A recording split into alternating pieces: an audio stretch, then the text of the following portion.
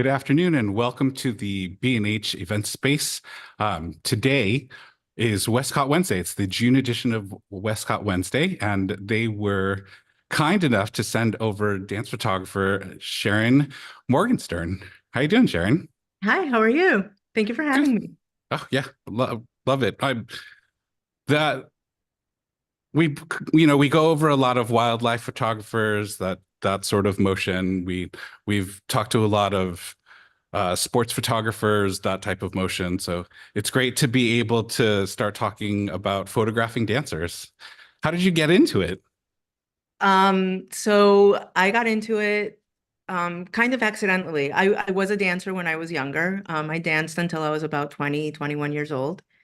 And after I had kids and I had started my photography business, one of the local businesses in Florida, like a large dance company, had asked me if I would collaborate with them. And it was a way for me to, remember everything that I knew from when I was younger and put it together with my photography. And it just sort of came about organically, and I fell in love with it. Was there anything? Well, actually, let's start. What discipline of dances did you learn to start with, and did you expand out from there? Yeah, so I did ballet. I was ballet, like I said, most of my life, or until I turned 2021. Um, and I didn't really know a lot about other disciplines. And I still prefer ballet in my photography to other dance disciplines, but I do photograph a lot of modern dancers. I spend a lot of time in New York City, so there's a lot of Broadway and musical theater type dancers that I get to Mhm. photograph. And yeah, it's been really fun to learn more. Great. Well, I know that you find education to be a really important part of uh, taking on any creative undertaking.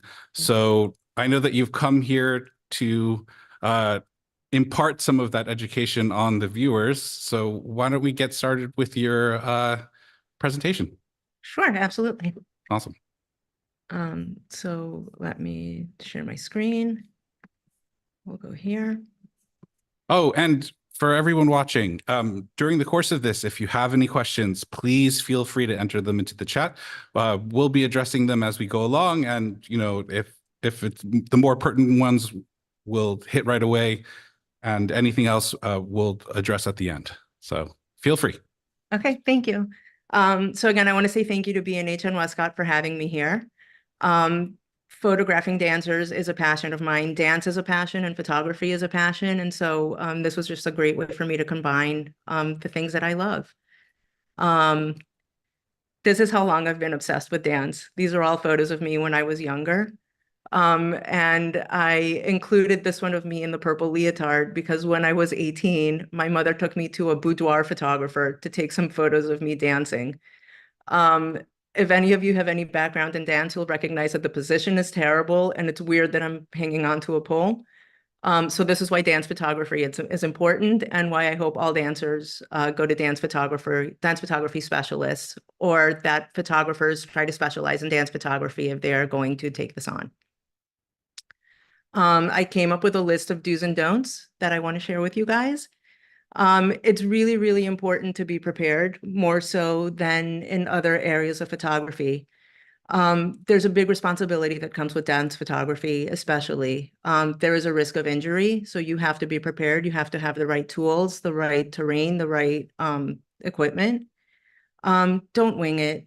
A bad photo can cost a dancer a position in a company, a job. They can get injured. So be prepared as much as possible. It's really, really important, and it'll just ensure a better outcome in the end. Um, these are the things that I recommend for before the shoot. Number one, have all insurance and releases. Make sure that you are covered. Make sure that your insurance covers in case of accident. Make sure that, especially if your dancers are minors, that you have releases from the parents and that you have everybody's permission to use the photos if you're going to post them. My second tip for preparation is if you are not a former dancer or a current dancer, and if you don't know a lot about dance photography or what the positions are supposed to look like, consider hiring a dance teacher, a choreographer, a dancer, somebody who knows that can help guide you and your dancer in proper posing and proper direction. That's another really, really important thing to do. The next thing is to ask what the purpose of the photos is. Is it for auditions? Audition photos, I'll get into them later on in the slideshow, but audition photos have their own set of guidelines. If it's a milestone photo, someone's birthday, a lot of times parents will hire me because their child just got their first pair of pointe shoes and they want to document that. So just know what the purpose of the photo shoot is. Ask your dancers if they have any injuries or limitations that you need to keep in mind. I can't tell you how many times a dancer will come to me and I'll say like, okay, why don't we try this position? And they'll say, I really wish I could do that, but I have a broken back. I'm going to share a story about this. There is a dancer who is now a professional and she's dancing with a large company here in New York. And I was hired to do a commercial shoot with her when she was, I think, 11 or 12 years old. And she came up to me, we got on location, and I was like, okay, why don't you put on your pointe shoes and, and I explained the position that I wanted to do. And her mother stopped me and said, she has a broken foot. And I panicked because I had no idea that this child had a broken foot, but she strapped a pointe shoe on it anyway, and she did it on the other leg. And it's a beautiful photo where the girl has her leg by her ear, and you would never know that that top foot is broken. But yes, ask your dancers if they have any injuries, and keep in mind and try to be aware of that. The flip side to that is ask them if they have any special skills that they want you to highlight. So some girls have really are really flexible and they want you to highlight that. Some are really good jumpers. Some are, have really strong backs or really strong, whatever it is that their specialty is or special skill. Make sure you ask them that you are aware of it and that you highlight that. That'll help you sell images, if nothing else, and it'll make everybody happy. I just wanted to point out, you're also part of the headshot crew, Peter Hurley's headshot crew. Very and much so. when I think of dance photography, it's always, an artistic aspect, the creative notion behind it. But you brought up if you're not prepared, if you wing it, it could cost a job. So Sure. These dance photos could very much be like a CV or a resume or their entertainment headshot, just like any actor or performer as well, huh? For sure, absolutely. And headshots are a big part of it. And that's why like I'm super grateful for the headshot crew. And a lot of the things that I know and that I'll talk about, I actually learned from Peter. There's a paying attention to detail that I'll get into a little bit later, but that definitely came from the headshot crew and from Peter. Awesome. All right. I'm gonna bow out a second. Yeah. But yeah, as far as the headshots thing and the audition photos, sometimes auditions happen over photos. A lot of the summer programs, especially with like the teenager and pre-professional dancers, the summer programs ask them to submit a certain specific photo. And so in my studio, when it's audition season, I have a list of what each program requires, as far as like some require an arabesque, some require a fourth position, some require whatever, just any random position that the dancer chooses. Some just, they all need a headshot as well. So it's important to have those skills. Next, during the shoot, choose strobes with a short flash duration. This will help freeze motion. You have to look at a strobes. I look at the T1 or T5 times, and that's how much light is left after the flash goes off and how long it takes for the light to dissipate. I use Westcott FJ 400s, and those have a very short flash duration, which makes my job easier. In dance photography, you have to keep your shutter speeds as high as possible in order to freeze motion. Obviously, sometimes you want to blur motion a little bit, and that's a creative choice. But for the purposes of audition photos or milestone photos, you generally want everything tack sharp. And so you have to keep your shutter speeds as high as possible. During performances, I jack up my ISOs as much as my camera will allow so that I can keep my shutter speeds high. When a dancer comes in my studio, the first thing I say is, we have a bar, we have a floor area. They have to be warmed up and stretched out because it's hard work to do a dance photo shoot. And so they have to be ready, and that minimizes the risk of injury for them. The other tip is to have some hard rock rosin on hand, and that helps make their point shoes grippy so that they don't slip. I buy it on Amazon and then I keep it in like a Tupperware type container, and they crunch their feet into it before the dance photo shoot. And this helps this helps them nail their positions and just grip the point shoe to the floor. The next really important thing during the shoot is watch your angles. So many times I see some dance photos posted where they are, kind of obscene and they border on just crotch shots, and nobody wants that. It's so easy to just flip a dancer, angle them a little bit to the side and get the optimal angle so that the photo is pretty and not creepy. So as dance photographers, I ask you all to keep an eye on that and to be really aware. After the shoot, in the culling process, learn what makes a good dance photo. If you're not sure, ask the dancer, ask a dance teacher, ask anybody who knows. Dancers, especially the pre-professional ballerinas and the professional ballerinas, are the pickiest people you will ever meet in your life. And so 100% of the time, confirm with them that they're happy with the photo before you post it. And even if they're not ballerinas, I've had experience with that where there's a photo that I love and I show it to a dancer and they're like, no, absolutely not. So be respectful of that. Don't post any photo or use any photo that the dancer doesn't want you to use, even if you think it's great for whatever reason. So just out of courtesy, make sure that everybody's happy with the photo before you use it. The other tip I have is credit everyone, the dancer, the company or dance school that they're with, what dancewear they're using, the point shoe brand. The more exposure you have, the better it is for everybody. And a lot of photos get reposted. And it gets me more work because I do it that way. Be aware of the creep factor. With dance photography, there's a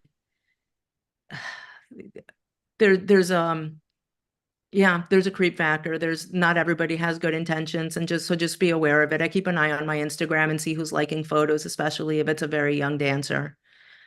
Be careful with what positions you're putting dancers in. If they're in any way sensual or sexual or not age appropriate, just don't use it. There's no need. It seems like there's like a lot of background and experience things that you need in this preparation process. Sure. For landscape and other types of photography, there are, groups and mentorship programs. Is there anything like that for dance? Absolutely. So I've been lucky enough to be taught by some great dance photographers. There's a lot of people who came before me and who also share a lot of educational content on dance photography. Rachel Neville is somebody who I would 100% recommend. There's a dance photography conference, specifically the Pas de Deux Dance Conference. That has a lot of information and they have a lot of great speakers. Jordan Matter has a lot of great content as well. He's all natural light. So if you want to do more in studio and use lighting creatively, then there's other ways to go. But yeah, there's definitely a lot of dance mentorship out there. And I would 100% recommend that you take advantage of anything that you can find to help you become better at this. Great. Thank you for that question. Yeah, of course. Okay. And then because we had the do's, now we're going to get into the don'ts. Don't touch dancers. Not like there's no need. Dancers are, aside from being some of the pickiest people in the world as far as what looks good and what doesn't, they're also incredibly aware of their bodies. So it's very easy to just say, turn your right leg out a little bit. Your supporting leg needs to straighten the knee. Point your toes up, lift your head up. There's no need to touch anybody. So don't do that. The second note is, especially with younger dancers, don't let moms bully their children. Support can look a lot like bullying, and My recommendation is don't be afraid to kick a mother out of your shoot if she's not being cooperative or if she's not being kind to her dancer. Um, I've seen girls just dissolve into tears and be unable to do the shoot anymore because the parent was yelling at them. So just don't let that happen. In my slide I say don't let moms, but just parents in general. Don't take unnecessary risks. Like have you seen with family photographers where they use train tracks and stuff, and there's a lot of risks that we don't need to take? With dancers especially, they're going to be willing to try things, but don't put them in unnecessary risky positions. I like shooting in the middle of the street sometimes when we're outside, but like there's no need to take unnecessary risks. Be aware of your surroundings, be aware of traffic around you. Um, I've seen people put dancers in trees that it's not necessary. Too much, one step too far. Right, exactly. Yeah. Like just be aware that this is their passion and they're hiring you to document it, and it's just not worth injuring someone and ending their dance career because you wanted to take a cool shot. So just be aware of that. And then the other tip I have is don't miss details. And this goes both ways. One is, and this is, like I said, something that I learned from Peter Hurley, the attention to detail is super important. I like symmetry, make sure that laces are tucked in correctly, make sure that, oh gosh, so often a dancer will come in and if her hair is down, 100% of the time she has a hair tie on her wrist. Make sure that gets taken care of before you start photographing. There's nothing worse than like taking a great shot and then realizing that like you missed a detail like that. Then the other side to that is focus on the details. I like taking close-up shots of point shoes or of girls putting on their point shoes. It's just a really beautiful moment, and it's a tiny detail that people often miss. So that's the end of the Did you have a question, Fred? Yeah, you mentioned that in the preparation, like when you had if you're taking pictures of a dancer for a specific application to a competition or something, that there would be a list of shots that were necessary and required. Do you keep time on the side for the detail shots for your own personal collection in terms of, this is what the dancer needs, this is what the application needs, and this is time for, making those creative shots outside of that? Yeah, absolutely. So it depends on the type of session that I was hired for. Mhm. And at the end of the day, yes, this is my passion, but I'm also running a business. And so when it's audition season, I tend to book them back to back to back, and I have a certain allotted amount of time for the dancer to get the 3 shots or 4 shots that they need, including time for a headshot, which is a separate setup. So when time is limited, then no. But if we get to the positions quickly and the dancer nails it, then yeah, absolutely, we'll go into the more creative shots. When I get hired for creative sessions, that's when, we let imagination run wild. And Nice. I have a list of positions that are my go-tos, and oftentimes the dancer will come in with positions that they're really good at or inspiration shots, things that they like, stuff like that. So yeah, when it's a creative session, the sky's the limit. Have you ever found yourself talking a dancer out of an unnecessary risk? Yeah. Like the tree shot. Oh, I think this would look good if I were in a tree. And you're like, oh. Yeah. No, and there's sometimes dancers, I want to be careful about how I say this. Sometimes dancers will come in with expectations that aren't in line with their skill level. Mhm. And so, yeah, sometimes it's super necessary to redirect and to say, you know what, that position's not working, or I don't like the way it's photographing. Let's try something else. And then I have something, I make another suggestion, and they'll usually go with it. Yeah, you just lead them in a constructive direction. Yeah. Yeah. Okay. Sometimes it's unrealistic expectations, and I have to redirect. Absolutely. Mhm. Um, I want to Okay, so this is an example of a shoot. My favorite type of lighting for dance photography, especially for the creative sessions, is the overhead octa with a grid. So this is one FJ400. No other lights are on in the room. And it's just, this is what it looked like straight out of camera on the left, and on the right is the edited shot. These are not the same shot. These are consecutive back to back. In the first one, let me see if this allows me to zoom in. It doesn't. Okay. The position of the rear hand, the hand that's in shadow, I don't really love. It's turned in a little bit, so I had to turn that wrist and jump again. And there is some motion blur on the foot that's up. My shutter speed was very low, so I corrected that and then took the shot, which is one of my favorites that I've taken in a long time. These are more examples of the overhead lighting. This is absolutely my favorite lighting. It's dramatic, it's beautiful, it highlights muscles, soft and stunning. So these are our three ballerinas. And you'll notice all their point shoes are tucked in correctly. They are on their go box correctly. Their hands are soft and delicate. Their faces are pleasant. Like it just everything sort of came together with these.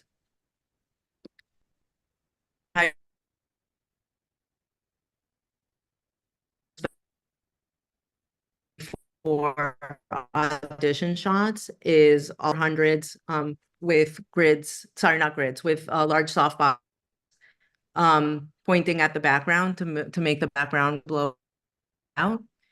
And then I also have a giant umbrella, just white, lighting up the whole scene.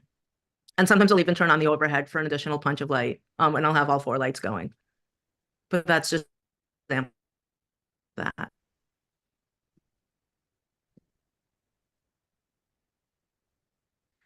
This is the same shot taken with 2 different types of light, with the umbrella, like just giving light to everything. And the second is just the background lights turned on. Same shot, very different feel to it. I would not recommend using the silhouette shots for audition purposes. They mostly need to be fully lit, white background, white light, just sort of all lit up evenly, flat.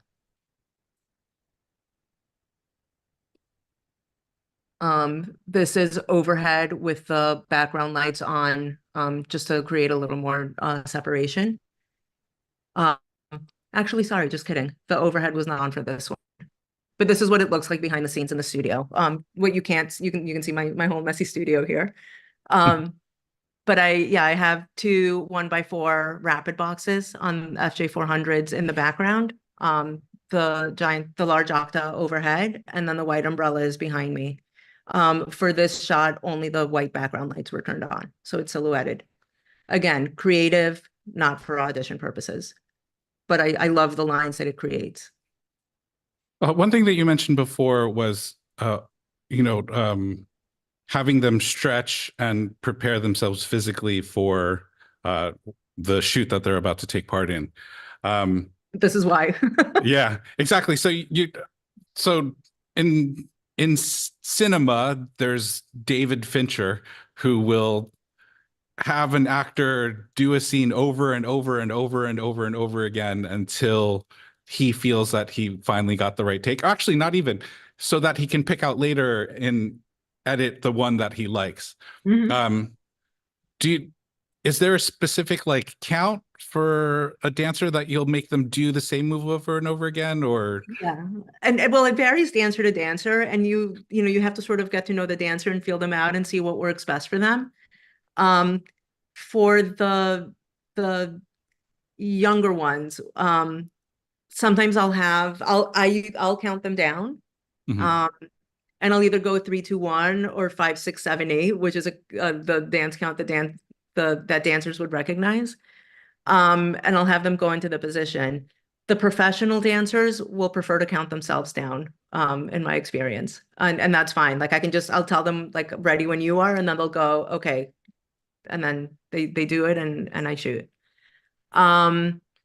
With the pre-professional ones, a lot of times I'll have them do whatever dance move we're photographing. I'll have them do it 3 times in a row. Mhm. And usually the second one is the second one is the charm. Gotcha. But like, for this, and this is not a position that this is it's a kicky arabesque. Um, this isn't one that you would use for auditions, for example, but it looks really cool and it shows her flexibility in her lines. And so this is one that she would post, but probably not for an audition. But I had her do this 3 times. And you can see the difference, like the leg's a little bit higher, the turnout isn't perfect than the other ones. Like there's subtle variations and you just sort of find the sweet spot. When a professional dancer is counting themselves in, do they do it out loud so that you're timed, or do you have to just Sometimes be ready? some of them do, some of them don't. Um, Sometimes you have to feel it out, and everyone's a little bit different, right? No one Mhm. does it exactly the same way as everybody else, but they sometimes they'll just go like 3, 2, 1, and then they'll go into it, Yeah. which helps me, frankly. But yeah, no, they don't always do that. And we've had photographers before say in order to keep the shoot light, to have music going on in the background. Absolutely. Is that a constant through all Yes. of? Yeah. Okay. Yeah. So the music's on in the background. Not it's soft enough that they can still hear me, that we can still communicate. Um, but it's I feel like it keeps them in a good mood. It keeps it light. And like I said before, this is really hard work. And they feel a lot of pressure to get it right, especially if it's a shoot for an audition, where it's high stakes. And so they're in their head a lot and they're very aware of like what's happening in their head and their hands and their body and trying to keep it all together. Um, I had a dancer about 2 weeks ago where I was like, your body knows what to do. Just dance. And like it was just it flipped a switch into how the shoot went after that because it was just so easy. She was like, okay. And she did it. Her body knew exactly what to do. Um, it's interesting, but you have to, Peter Hurley says that you're part photographer, part psychologist. Mhm. And that's definitely true with dance photography for sure. I'm The other aspect of that, and I just would want to expand on that question a little bit. As a dance photographer, you can affect a person's self-esteem. Um, Having the power to affect how someone feels about themselves, put positively or negatively, is a really powerful thing, and it's something that photographers need to be aware of because your attitude and how you communicate with dancers and how encouraging you are can change their perception of themselves, and that's something that's super important to keep in mind, Yeah. especially when they're younger. There's no one harder on themselves than a 12-year-old dancer. Like there just isn't. And so when you're telling them that they're doing a really good job, or like instead of saying like, no, that didn't look good, you say like, okay, let's try that one more time, but this time raise your hand higher or turn your shoulder, whatever it is. There's ways to say it delicately and always preface it by saying that was really great, but let's try it this way. Yeah, especially when you're expressing music, or you're expressing emotion through an image. The way the shoot is going will definitely carry over in the way the image looks. For sure. I imagine it's also helpful in terms of, music will have a rhythm and a beat to it. And if they're Mhm. counting themselves down, they're probably counting themselves down alongside of the music. So it probably helps you Yeah. know where the beat is going to, like, where that toe is going to hit the ground or get up in the air. Yeah. Nice. You also have to gauge a dancer's speed, like how controlled they are. This arabesque, for example, is not controlled at all. She just whacked it up there. Mhm. Um, where her regular arabesque is very much like there's a different flow to it, a different timing. Let me move on. Mhm. So these are some examples. These were done here in New York City, but this is also use lighting outside. I have FJ200s with rapid boxes that I like deploying outside. They're easily handheld and I can just throw them in my bag. And as long as there's no light stand, usually police or park rangers or whatever don't get too upset if you bring them out. So that's just some examples of that. And it just gives it like a kiss of lighting. Attention to detail. I see a lot of dance photos where the dancer is not on their box. They're kind of sort of maybe on their box, but not really completely. Or where the laces are not tied correctly. This will kill a photo like so fast. So just pay attention to those details and make sure these are just like super easy basic things. Sorry, on the box. The toe box. Oh, okay. So That's sorry, yeah, the point shoe has the top of it is called the box, the toe box. That's where the toes get put in. And the dancer needs to be firmly on it in order for the photo to be correct. Okay. And there's a certain way to tie point shoes. If the laces are sticking out, absolutely not. There's, just as a side note, there's an Instagram account where for companies that hire models and then strap point shoes on them and have them pretend to be ballerinas. And like a lot of times we'll have the point shoe like tied all the way up the leg, or like it's just really comical thing. So if you want some entertainment, go look for those. It's pretty funny. And don't do any of those things. And also for the companies that are watching, in any case, just hire dancers. Oh, we have a couple of questions come in. Sure. A couple I think I'm going to save for later, but they're more technical and more camera based. But one Steve has asked, from a photographer's point of view, how many dance position names is it helpful to know? I'm so glad you asked that question. That'll come up in a book, but there's a handful of basic positions that you should know.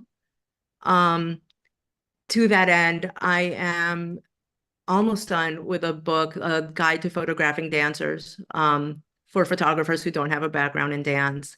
And they go through the basic positions, what they're called, how to photograph them, how to pronounce the position, and how to direct your dancer safely into doing it. So that was a perfectly timed question. Thank you. Yeah, of course. So this is a very poorly done arabesque. You guys have no idea how hard it was to get this girl, who is a professional dancer, to do a position incorrectly. That's why she's sticking her tongue out. At first glance, and if you don't know anything about dance at all, it might look okay. It might look like it's correct, minus her tongue sticking out. But these are actually all the things that are wrong with it. And this is a correctly done arabesque. So I'm going to go back to the previous slide. The hand is a claw. It should never be. My old dance teacher would say, if you look like you're holding a cheeseburger, that's the wrong position. So the hand needs to be soft. It needs to be soft and pretty. It needs to be at eye level.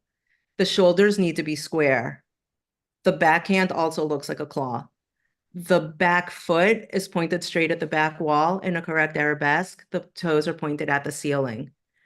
The supporting knee is slightly bent and the toe is not turned out, the supporting foot.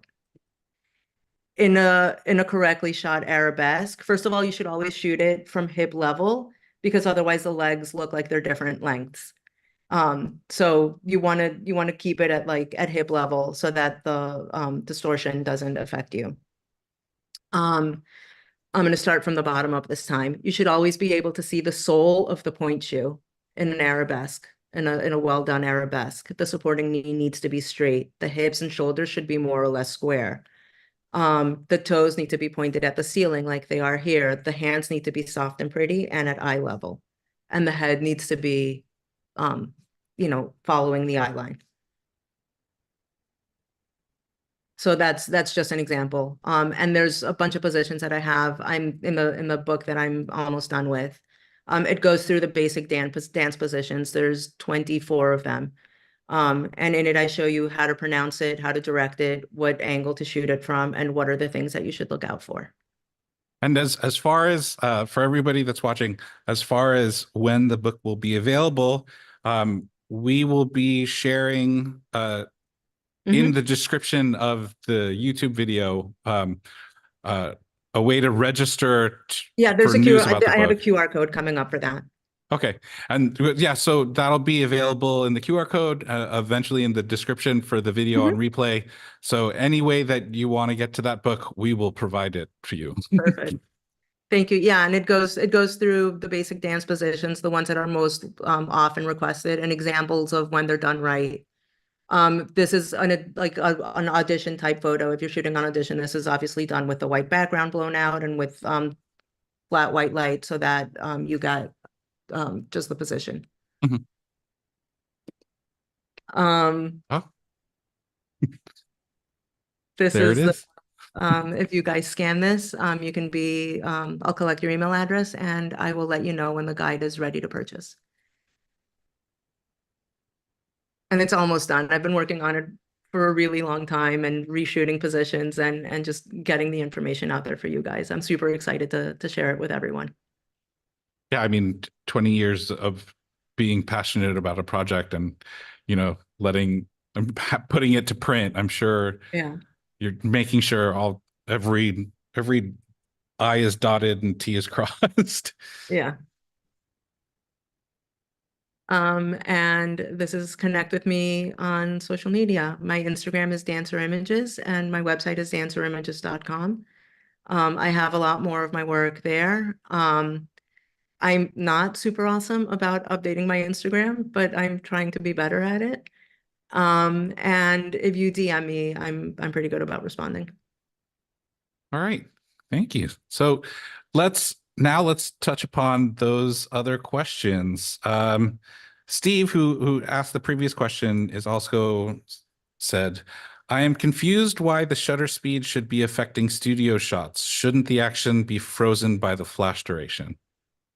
Well, I mean, yes, in theory. There's a two-part answer to that. First of all is it depends, what the sync speed is and what lights you're using.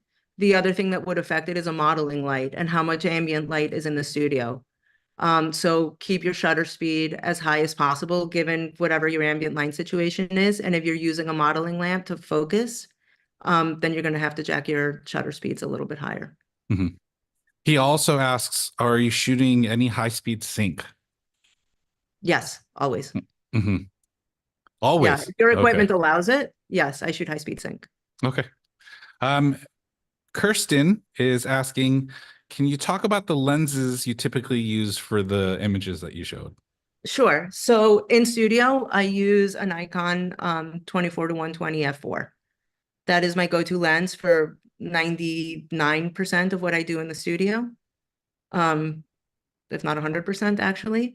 When I shoot dance outside, I prefer like dance for me is a long lens project, especially outside. So Hmm. I'll use a 70 to 200 2.8, 9 times out of 10, or something like an 85 1.4, if I want just, the soft creamy bokeh in the background. It's long lenses are a good way to keep yourself out of the way as well. Yeah. Yeah. But yeah, and it just I like the compression and the way it makes a dancer stand out. For me, a 70 to 200 is the way to go. If I'm shooting performances, um, depending on where the company is having me sit, sometimes they'll have me sit like, in the very way back of the theater or in the tech booth. In that case, I'll use a 300 f4 to shoot the performance. I want to get as close as possible. So when it comes to concert photography, there are a lot of rules for the photographers to follow, where they can shoot, when they can shoot, whether or not they can use flash. Yeah. It And would it you say varies theater to theater and company to company. Oh, And okay.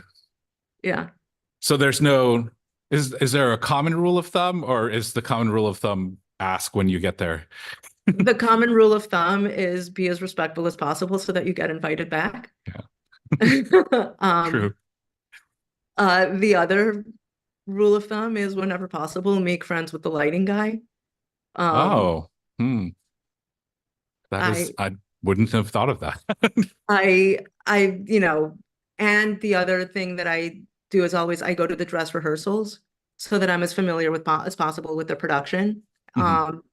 And That way I can get a couple shots out that they can use for promotion, but also I know ahead of time if the lighting design on a dance number is particularly dark.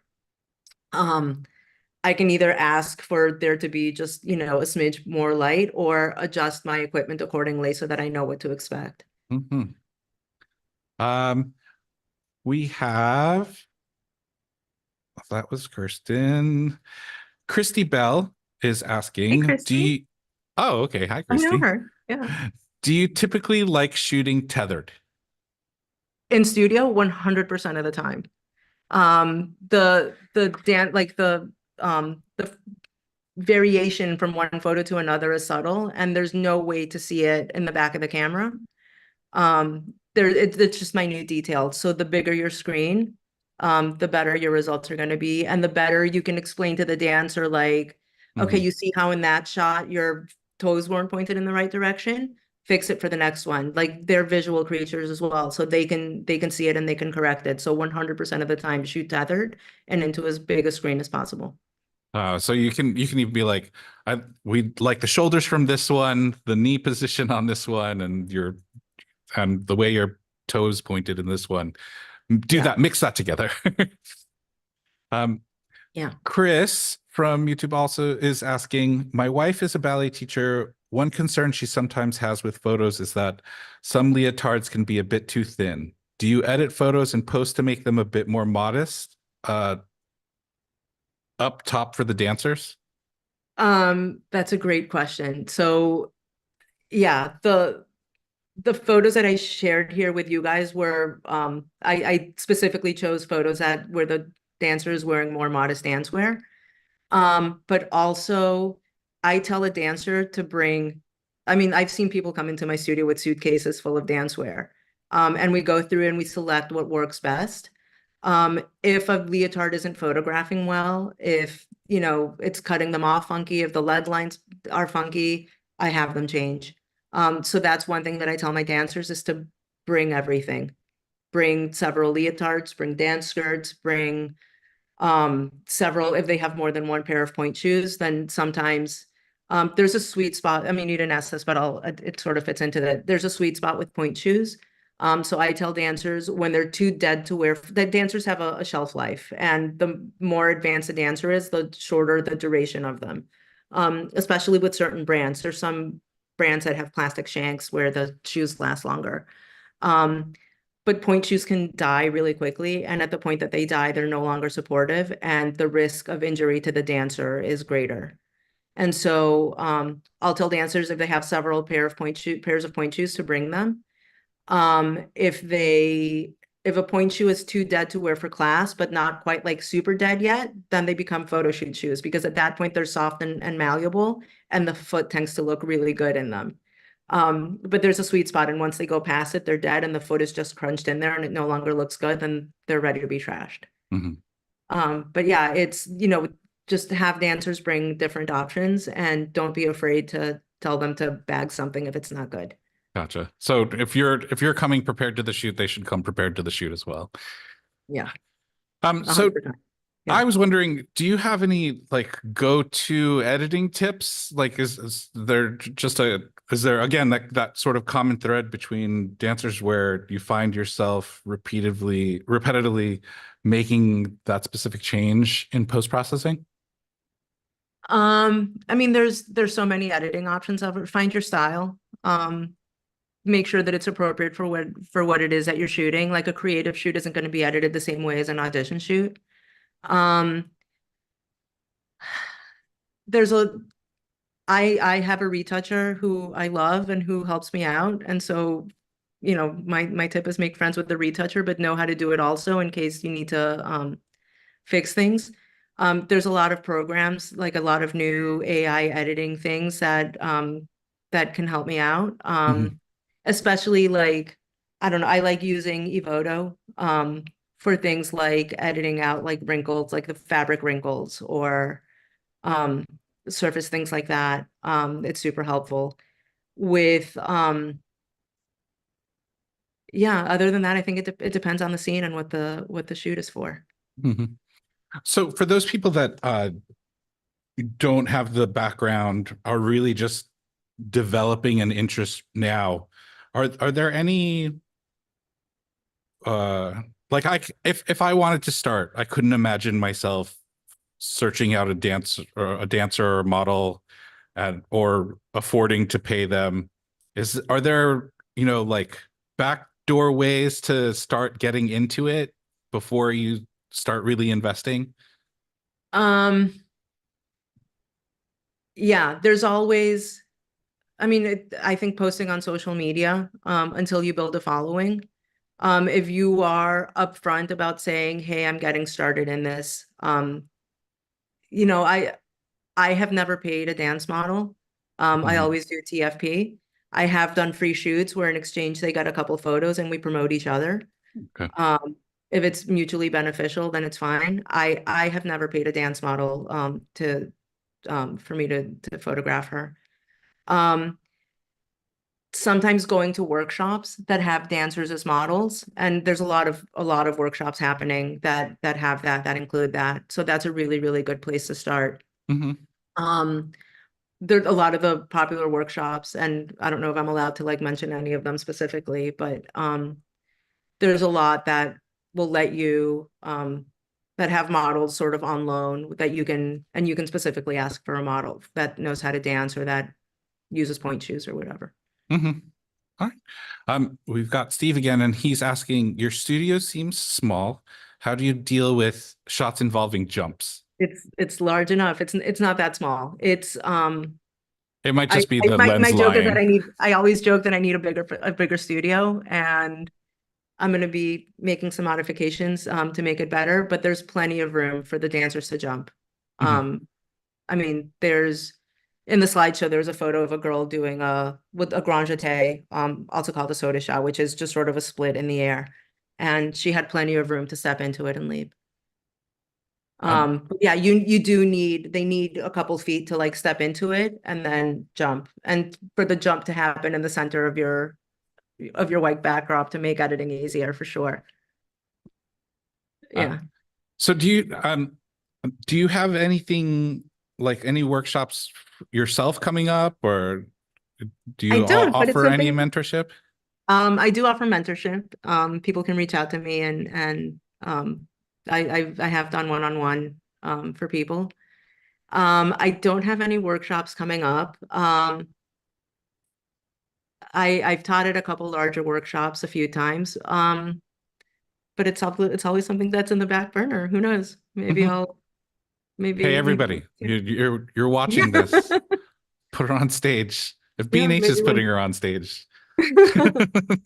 Yeah, maybe one day soon. I am very passionate about education and about educating dance photographers specifically, because it's not enough just to know photography. You have to be a little bit more prepared. It's a big responsibility, and the more people know about it, and the more people um just are prepared, I think the rising tide lifts all boats equally, and the Hmm. better off we will all Agreed. be. Yeah. Uh, Looks like we have another question. Are all the photos done with a white background? I don't think so. Or No, so typically for auditions, um, the recommended standard is a solid background, and I prefer a white background for those. Most people prefer a clean background, so I default to white.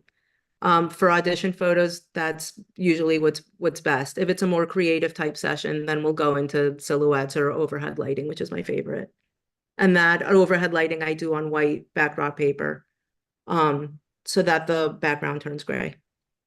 if you're working with any solid, not any solid background, but a brighter solid background, then controlling y- your exposure and lighting can definitely, you doesn't have to be a white background all the time. So Yeah, that's a I good did a top shoot tip. last week though. That was kind of fun.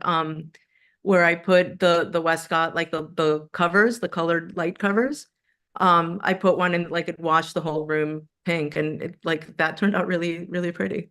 Nice. So Yeah, it was sort of a fun, creative little thing. top tip on a Westcott Wednesday. Exactly. All right. Well, was there anything else you wanted to share with us, Sharon? No, just thank you again for listening, and thank you guys for watching and being here. Especially my headshot crew people. I saw a bunch of you come on, so thank you for that. Headshot. Oh, And thank you, Fred, for your help. yeah, it was great having you on. These Westcott Wednesdays have proven to be really educational for all different types of photographers. I'm glad that we got dance in there. We'd like to thank Sharon for joining us today. We'd like to thank Westcott for sending her over. We'd like to thank you, the audience, for watching. We hope you found it educational and entertaining. And if there's anything you have questions about or missed, this will be available for replay on our YouTube. Just search B&H Event Space if you're watching this on the B&H page. And with that, thanks so much, everyone. This has been another edition of the B&H Event Space. Signing off. Thank you.